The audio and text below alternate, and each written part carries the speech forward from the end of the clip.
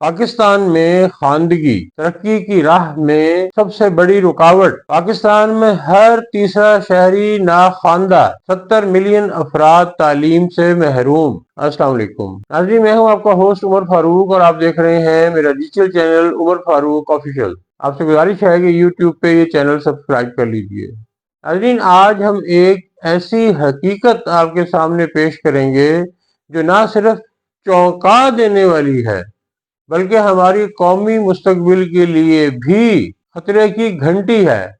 पाकिस्तान में आज भी तकरीबन हर तीसरा शख्स नाखानदा है। जी हाँ, तकरीबन 60 से 70 मिलियन अफराद यानी हमारी आबादी का एक बड़ा हिस्सा बुनियादी पढ़ना लिखना भी नहीं जानते। और ये कोई पुरानी बात नहीं, हम आपके सामने 2025 की ताज़ा तरीन हकीकत रख रहे हैं। पाकिस्तान की मजमूई ख्वानदगी की शरह अब तकरीबन 60.65% है और पिछले चंद सालों में सिर्फ चंद फीसद इजाफा हुआ है।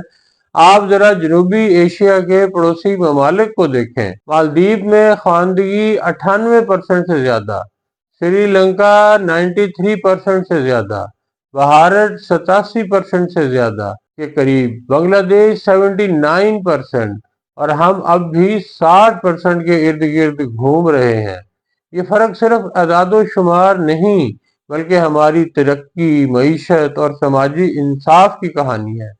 नाजरीन, एक मुल्क जहां हर 3 में से एक शख्स नाखानदा हो, सोचें वहां जमहूरियत कैसे मजबूत होगी।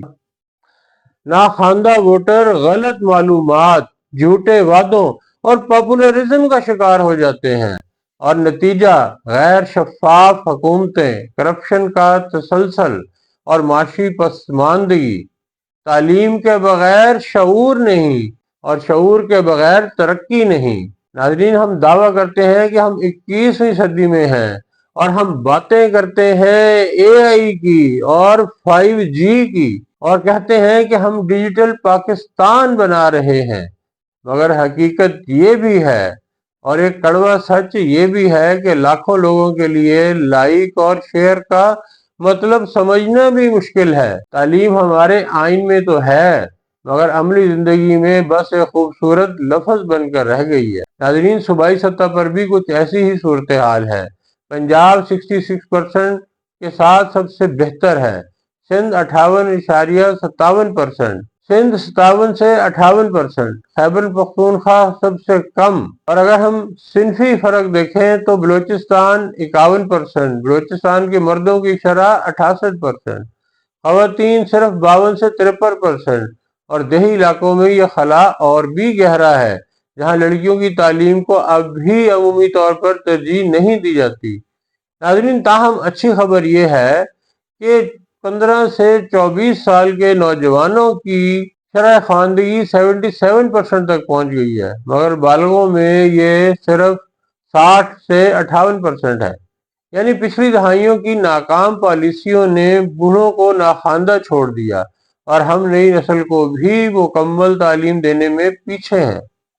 अब सवाल ये है कि हम करें तो करें क्या। तालीमी बजट को जीडीपी का कम से कम 4 से 5% तक बढ़ाएं, तालीम और देही इलाकों पर खसूसी तवज्जो दें, बालिग खानदगी के प्रोग्राम तेज करें, मयारी तदरीस यकीनी बनाएं और सरकारी व निजी शोबे मिलकर शऊर उजागर करें। अगर हमने अब भी नहीं जागना तो ये खला न सिर्फ बढ़ेगा बल्कि हमारी मईशत कमजोर, समाजी इस्तेहकाम खतरे में और गवर्नेंस नाकाम तरीन हो जाएगी। दोस्तों, याद रखें, एक नाखानदा पाकिस्तान तरक्की की सबसे बड़ी रुकावट है। अगर अब भी हम कदम ना उठाएं तो आने वाली नस्लों से हम उनका मुस्तकबिल छीन लेंगे।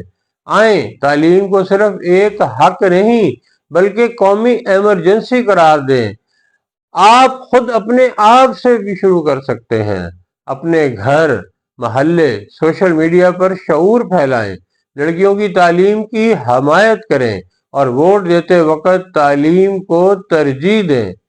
नाजरीन, ये वीलाग महज अदादो शुमार नहीं बल्कि पाकिस्तान के मुस्तकबिल की तस्वीर है। अगर आप तब्दीली चाहते हैं तो आज ही कदम उठाएं।